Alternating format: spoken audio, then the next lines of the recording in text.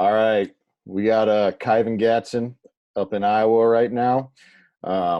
National champ, stud. The ice cream eater. Jesse Yeah, told me not to mention ice cream. I said, hey, whatever. Sorry. That's what everyone talks about, but that's it. it That's is the what it info. is. I did it Yeah. to myself, not even knowingly. Not even knowingly. That's a good Just being starting point. honest. Did you have that quote planned in your mind, or did that just come out in the moment? No. So it wasn't like in my mind like, oh, I'm gonna say like I want to eat ice cream on national television, right? The thing was, so Quint Kessenit came over to do the interview right afterwards. I'm like jacked up, right? High energy.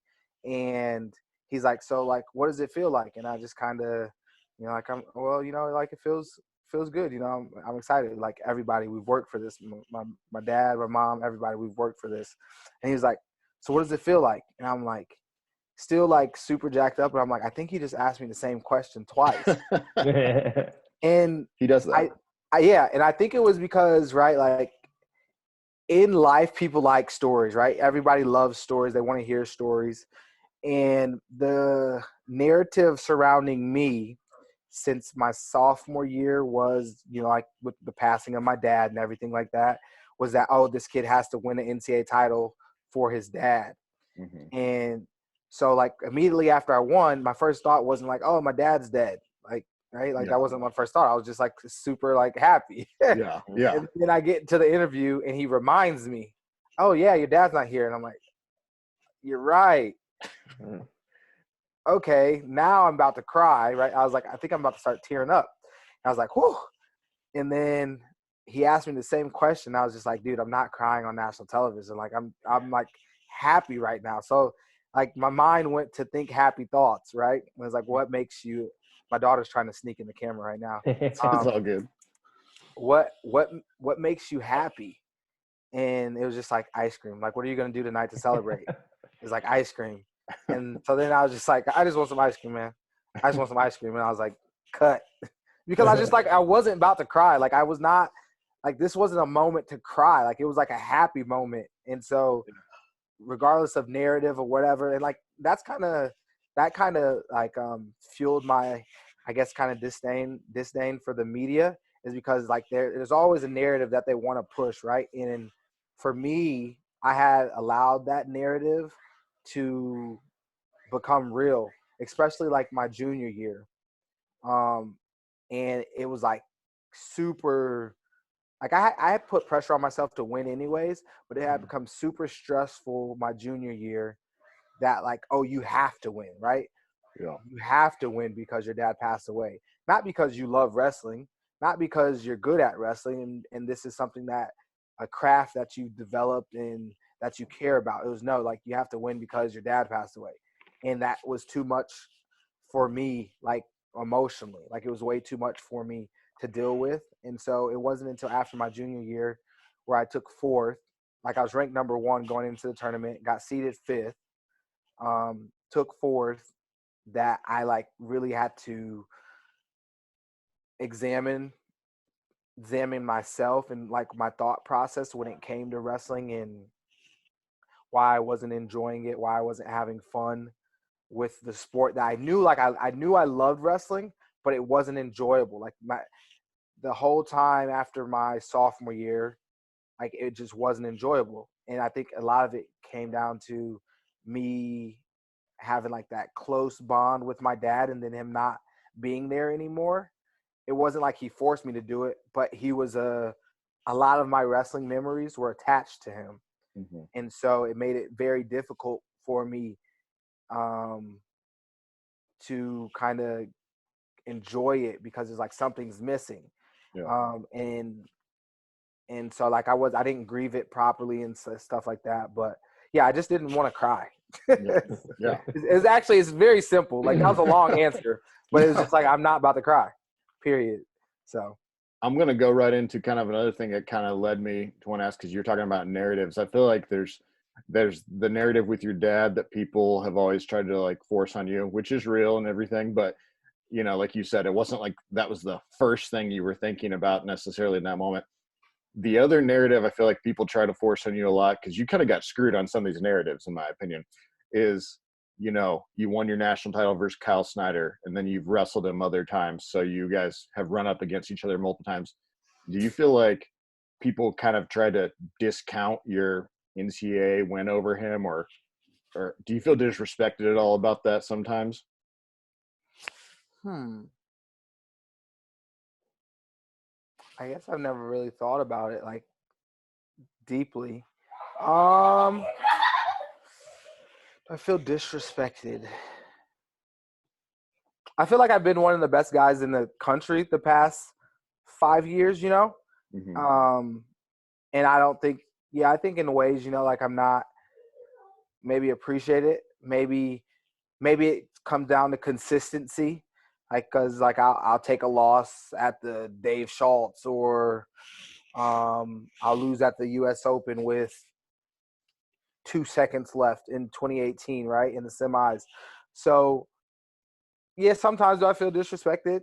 Yeah. Other times, like when I look at it like full circle, like I haven't been as consistent as I would have liked to be. Whether that's due to coaching changes or just mental wear, or revisiting those feelings of not enjoying wrestling, right? Injuries, all those things. So, I mean, it's like it's a like a delicate thing to like be firing on all cylinders all the time, Yeah. right? Like, Yeah. and I don't know if I've ever been like good at it per se. But I feel like in my progressions, I've gotten better at it like each year, just with like the ability to focus, and to refocus, because everybody's going to lose focus at some point, but how quick you can pull that back into being able to refocus is like super important. And so just learning those things throughout my time, like as a senior level athlete, has been super important. And when you talk about the narrative with Kyle, right? Like we wrestled. One of the things I didn't get like going into senior year, the NCAAs, I beat everyone, and I just had essentially like a bad loss. Um, and I had already beat Kyle. I had Right. beat Jaden the year before, but we didn't wrestle that year because I got beat at the Southern Scuffle. Um, but yeah, going into the finals, like I was supposedly the underdog, and it was like, well, how am I the underdog? Like I beat him, but Yeah. it was what it was. Like I knew going into the match, I knew where I was mentally, and I knew I was in a very clear headspace. And one of the things Coach Jackson had always said to me, and even to like the media, was like, if the real Kyven Gadson shows up, it's gonna be fun to watch. And I believe for 30 of 31 matches, my senior year, like I was fun to watch. I was out there looking to dominate, looking to score points, looking to get attacks off. And so as far as a narrative, like on the senior level, Kyle's been better. That's just all it comes down to. Like he's been better for the last 4 or 5 years. And my whole goal isn't really like tied to him. Like now I obviously have to go through him to attain my goal and reach my goals, but it's more of like, okay, what do I need to do to get myself in a place where I know that I'm firing on all cylinders? And now if that's still not good enough, then it's not good enough.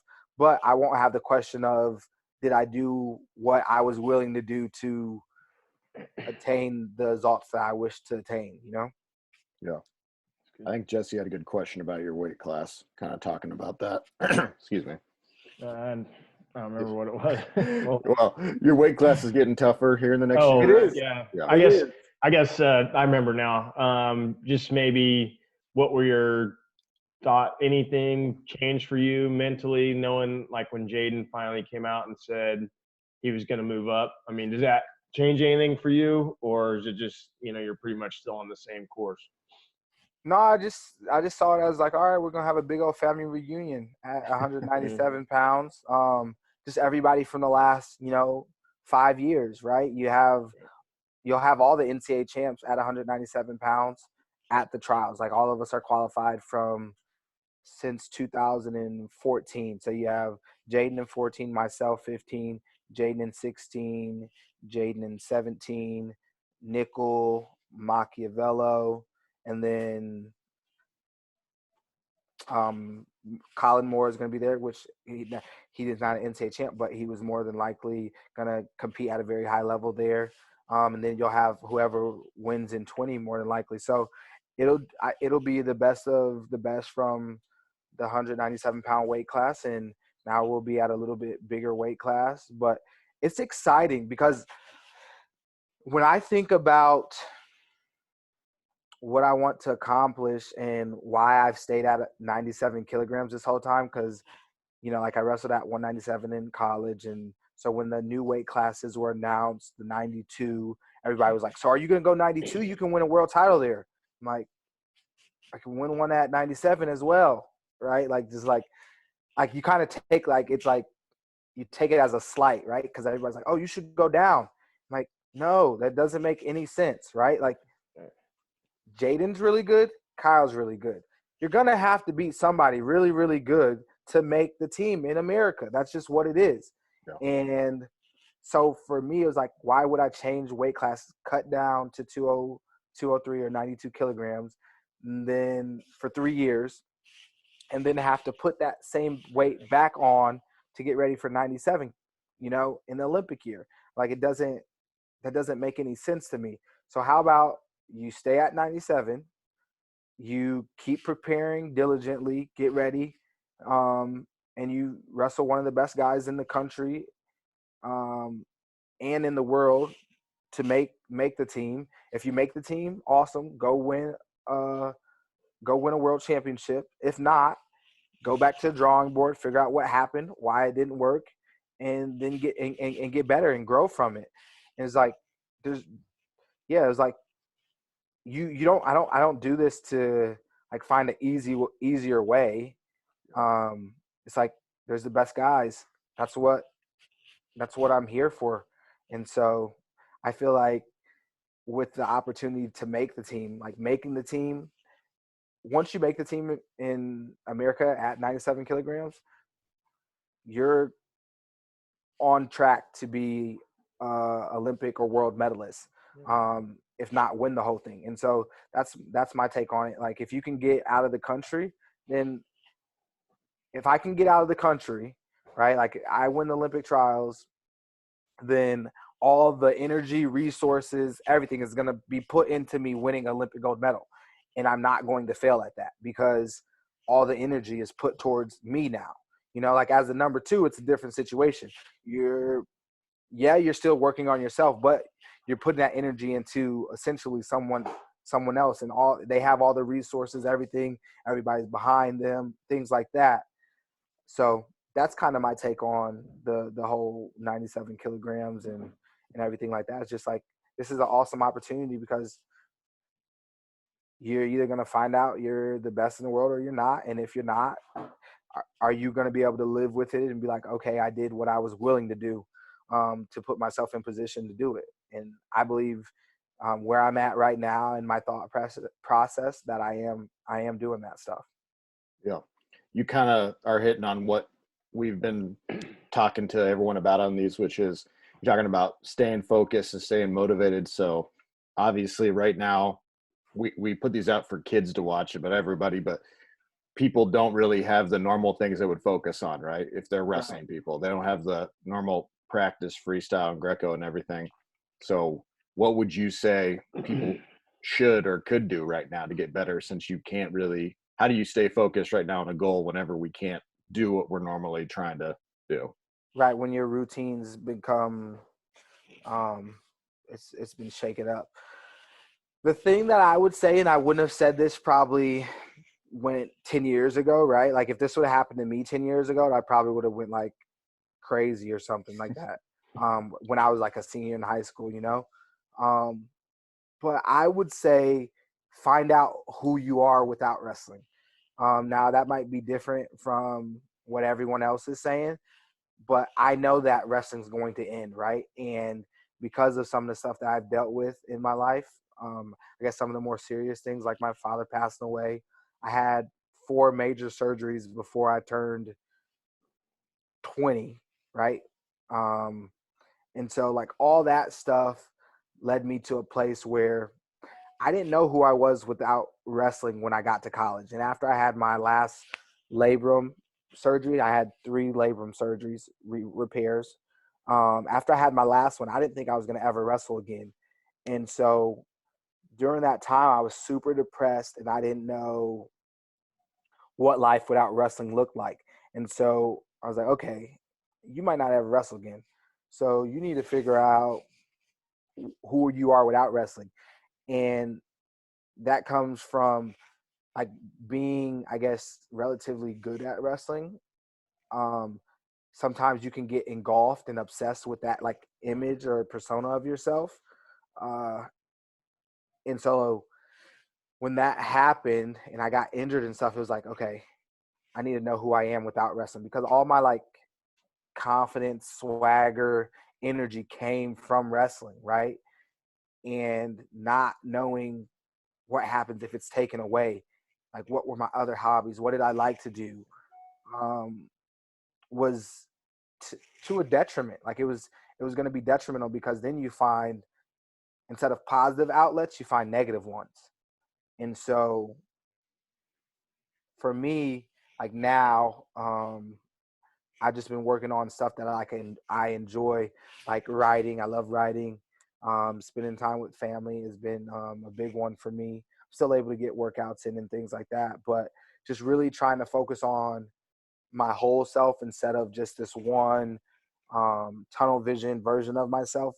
Because for me personally, I found that when I'm a little bit more balanced, that my results tend to be better, because there's not just this whole cloud of I'm only a wrestler, hanging over me. It's like I'm more than a wrestler, just like they have that whole stuff like I'm more than an athlete. Like I'm more than a wrestler. I have interests outside of wrestling. Now, is wrestling a super big and important part of my life? Yes, but I'm definitely something without wrestling. And so I would say find yourself and who you are outside of wrestling, so that if there ever does come a time, maybe sooner than you expect, where wrestling is gone, whether it's injury, whether it's this pandemic, whatever it is, that you can pour yourself into something else, and grow yourself, a different way. Yeah. I have kind of a serious question. It's kind of hard to ask, I guess, but I want to get your take on it. So, and the reason is I like coach and teach at a school that is predominantly Black, and Okay. I'm coaching wrestling there. And I feel like you were obviously raised up in the sport by like empowered African American wrestlers, and you had influences like KJ and everything, who he's important in the history of wrestling for Black wrestlers. But what do you think, if you look at the world team level, where there's some African Americans on that team and they're successful. If you look at the NCAA level, it gets a little bit more disproportionate and it goes down like that. I feel like, what do you think wrestling can do to bring in and involve maybe more diverse groups? There's been a lot of focus on wrestling bringing in girls, which is great, but I feel like our sport is kind of ignoring that we're not as diverse as we should be in a lot of ways. Yeah. Like you said, I grew up in a household so that was, wrestling friendly. So like growing up, KJ was on my brother's room wall with his 92 gold medal, right? So that was just kind of like the trajectory. Just like a maybe a kid from Chicago has a Derrick Rose poster, or like they're being like breeded into like basketball is the way, right? Or maybe a kid from Texas has like that football. And so I would say like the way to kind of breed that, and change maybe the disproportionality of it, is to educate. like show kids that, oh, yo, I can be this. I can be this. Just like if you want a kid to be a doctor, if you want a black kid to be a doctor, right? And every time he goes to the doctor, he sees a white doctor. And it's nothing against white doctors, but he's like, oh, like all I see is actors, entertainers, athletes, right? So in my mind as a kid, it's like, oh, that's what I want to be, right? Like, oh, like that seems real because that person looks like me. Mm-hmm. But so just like getting them, you got to like educate them, and then you have to make it accessible. And I think Beat the Streets and things like that are doing a better job of making the sport, accessible to the minority populations, because wrestling is a cheap sport. It really is. But we have to keep Black, Latino, Mexican, coaches and wrestlers in the sport, because I think sometimes we leave the sport, and so yeah, that would be my take on it. I know my dad, when he chose to go coach at Waterloo East, it was because it was a more minority, job, right?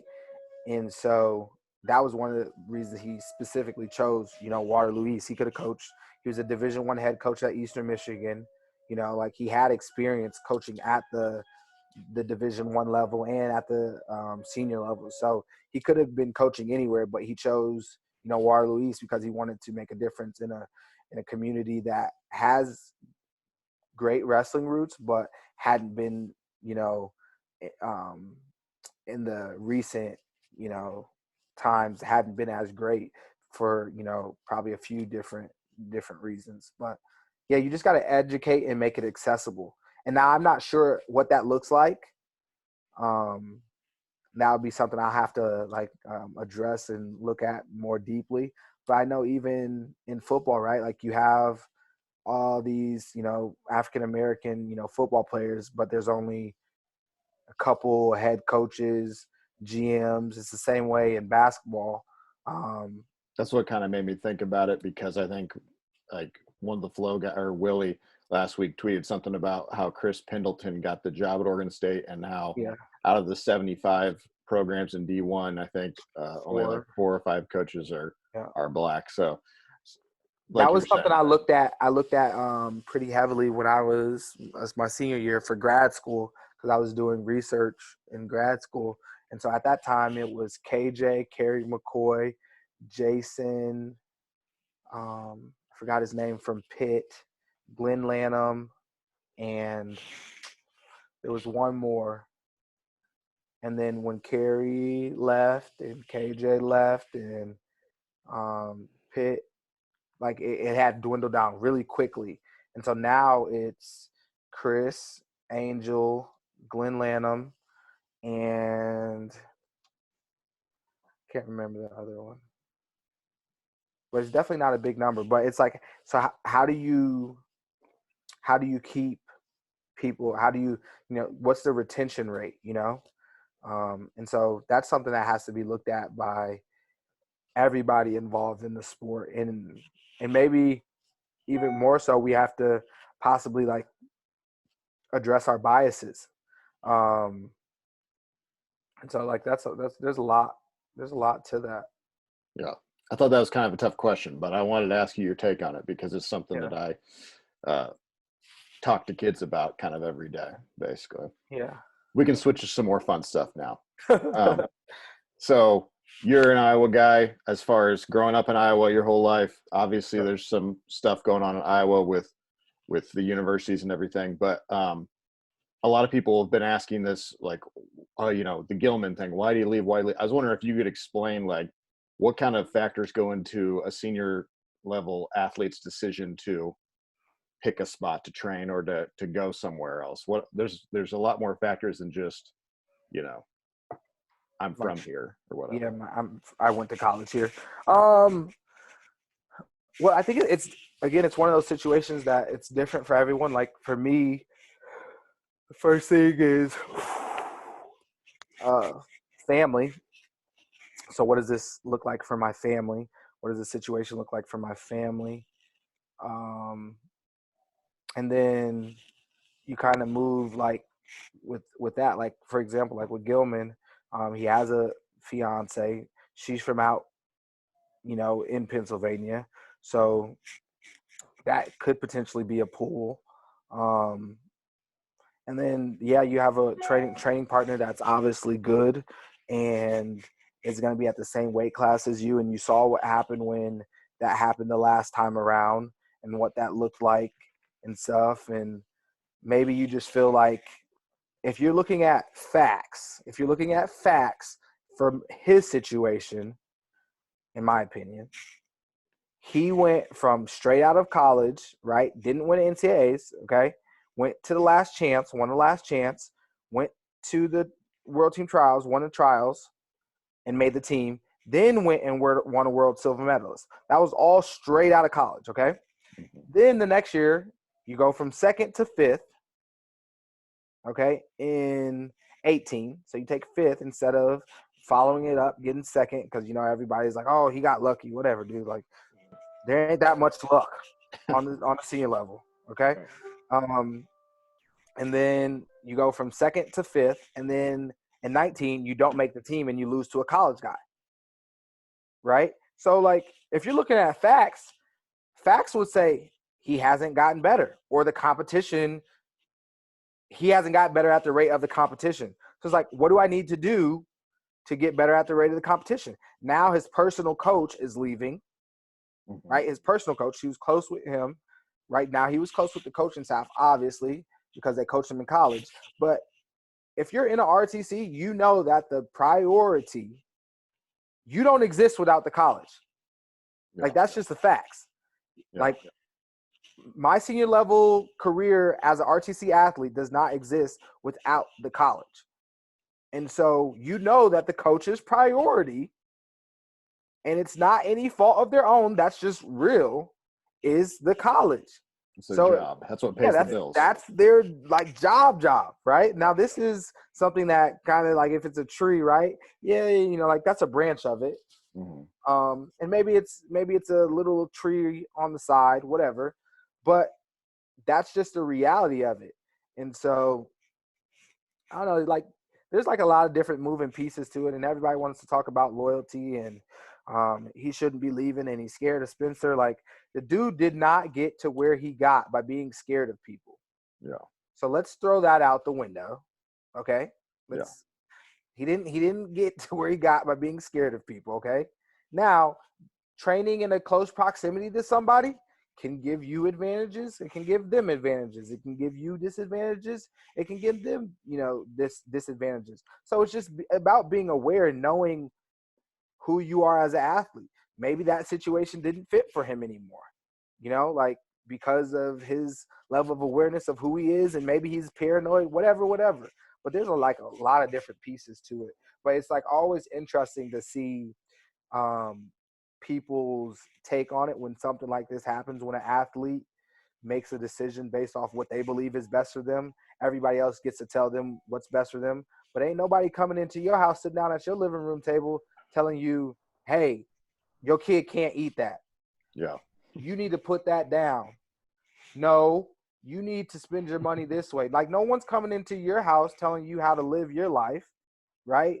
But because we're athletes, people feel like, like that's just what, they signed up for this. Now let me see you sign up for that. Like someone just being able to just freely comment without any repercussions. Like, people just think they can talk to you any type of way. It's like literally mind blowing sometimes the way people feel like they can talk to you just because you're an athlete. It's like, like, so I'm not a person anymore because I wrestle people or because I throw a football or catch a football. Like, I don't have, like, I don't deal with the same struggles. Yeah, I have maybe a little bit more money, which probably isn't really the case in wrestling. But I don't deal with the same struggles just because I do a sport. Like, that's just foolishness. And so, there's a lot of different moving pieces to them, to like, why you choose the RTC and for what reasons. I know I've ran into that situation like in 17 when KJ left Iowa State. Like, I trained with him and Dom. throughout that summer to get ready for the trials. And Dom and I both ended up world team alternates.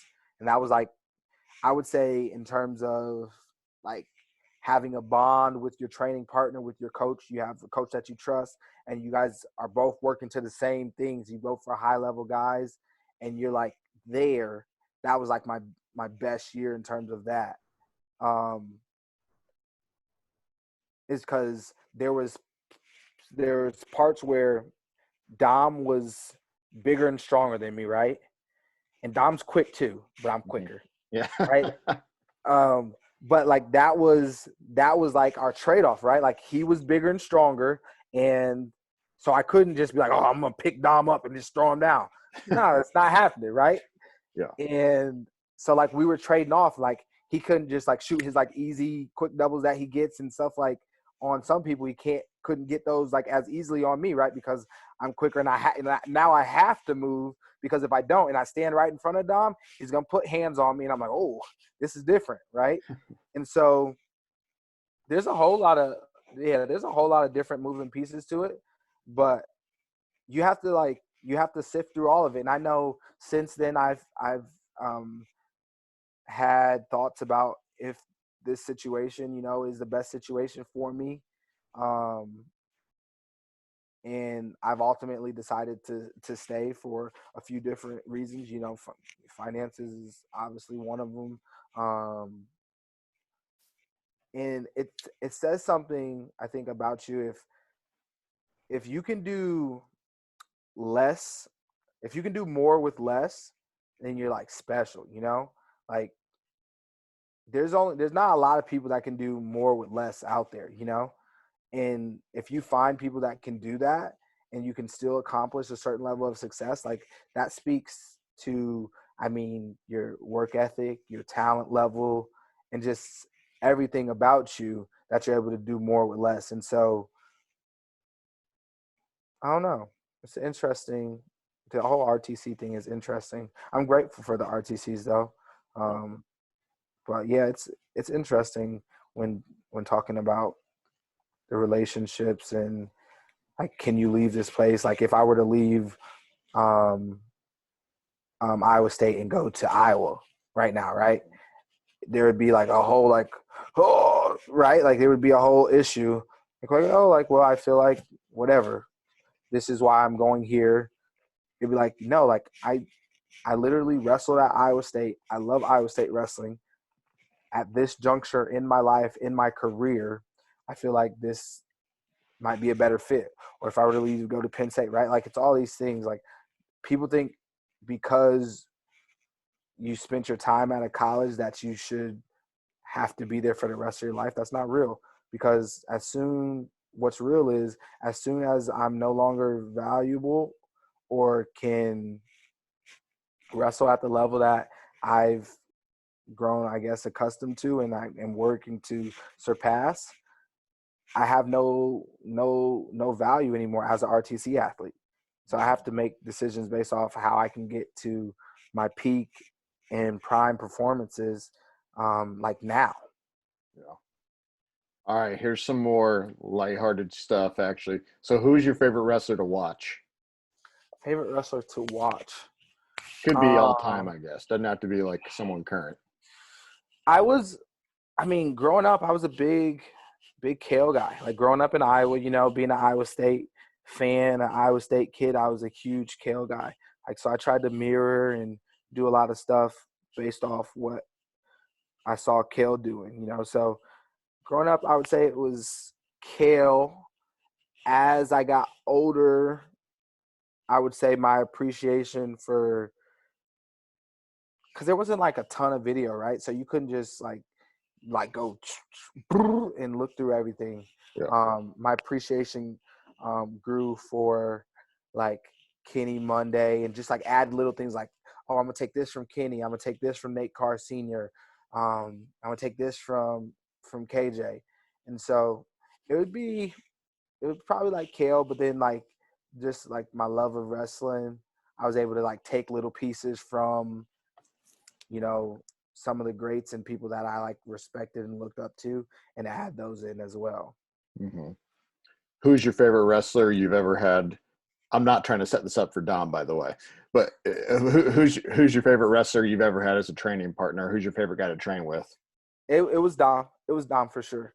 I just felt like we had a strong brotherhood, and we held each other accountable. You know, like we were always trying to pick each other up if one of us was down. You know, if one of us was up, we were trying to, you know, push each other towards, you know, that ultimate, right? And so I always enjoyed being around Dom, and just like he was like a big brother for me.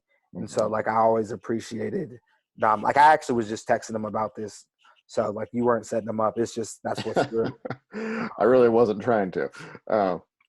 What about who's your least favorite person to wrestle? Not just from like I don't like this person. I don't mean that, but I mean like, is there anyone that stood out to you either in training or matches that you've had? You're like, man, I really don't want to wrestle this person that much, but it's fine.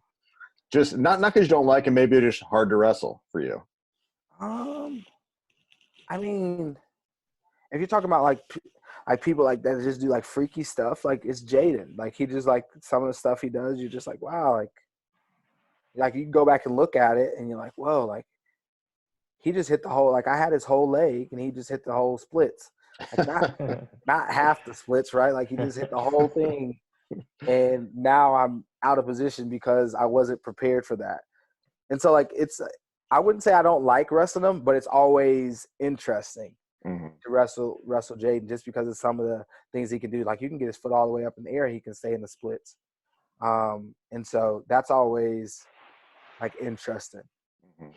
But yeah, I mean like I wouldn't say like I don't like wrestling him just because it like sharpens me. So but it's always interesting. So yeah. All right. Jesse, you want to ask him our last question we ask everybody? Yeah, so we just always ask everybody if you've got some type of like weird or memorable or odd wrestling story. Weird. Something that really, it doesn't have to be weird or anything, but maybe just something that really sticks out in your head. Unique experience. Yeah, unique. Yeah. We've had a wide array of stories here. They're not always, you know, they're just unique to you. So. Unique wrestling stories.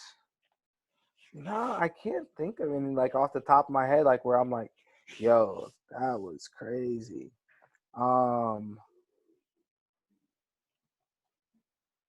Wrestling people struggle with this because they're used to weird Probably a stuff. Lot. Yeah. You're more immune to the weird stuff that right happens because of it. I can't think of anything that just like pops. Well, like I mean, I guess I don't think this is weird, but like growing up, like my brother was a wrestler. He was in like high school, and I remember for Thanksgiving, he would like play football running back at like 175, and then he would cut down to 135 for like wrestling season, which was ridiculous because if you're the running back, it's not like you're a fat running back. And so he would do that. And I remember he told me one time, hey, make sure you eat an extra plate for me. Like at like Thanksgiving, but it's not like weird, but it's like, it's not wrestling weird, but it's weird. Normal people don't do that. Yeah. Normal people just eat their own plate. And he was very, very serious like that. I needed to do this. And so I remember when I got to high school, like I made 125 as a freshman, and then 145 as a sophomore, 171 as a junior, 189 as a senior. But like that, I wasn't going to cut weight, right? Like I just wasn't doing it because like had like a mild form of PTSD, like from watching like my brother do it, you know? And so, yeah, it's not like weird, but it's not wrestling weird, but it's like why did we, you know, like, why did we allow that? Why did we still, you know, like as, you know, coaches and parents allow kids to like cut that type of weight? And like, what is it really providing them? Like, it's not discipline, you know, like that's just ridiculousness, you know, like, yeah. It's not about discipline. Like, oh yeah, don't eat, don't drink. What? It doesn't. And then go put yourself to strenuous. No, like teach them, like let's educate, on, okay, what does proper nutrition look like? Like what, how should you feel? How much water should you be getting in and things like that, instead of doing like, and that's part of the doing crazy stuff, because that's part of the reason people don't want their kids to wrestle, is because they've heard, horror stories about wrestling for the last 40 years. So all they have in their mind is this internal bias that maybe they don't even recognize. But no, I dated a wrestler in high school, and they didn't eat. They ate ice cubes for 3 days leading up to their matches. And like somebody actually did that, right? And that's not okay, right? Like that's not how you reach a sustained and high level of success.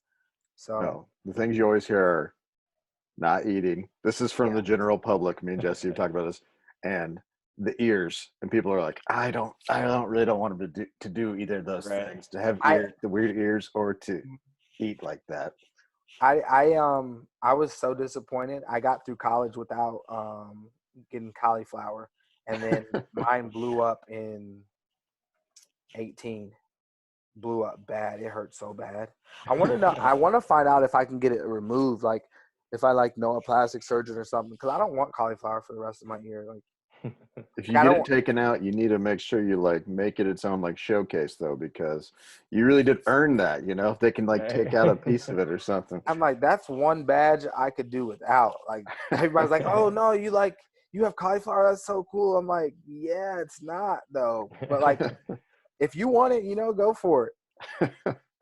Cool. All right, man. We'll let you go. I really do appreciate you talking to us and hanging out. Yeah. Sorry we had to move times and everything, but no, it's all good. It's all good. I appreciate you guys for having me on. I had a blast. Great questions as well. So I'm gonna start really thinking about weird wrestling stories. Maybe I'll post something and see if we can do a part 2, man. We're stuck inside all day, every day. So all right. All right, bro. I'll see you later, okay? All right, guys. See you, man.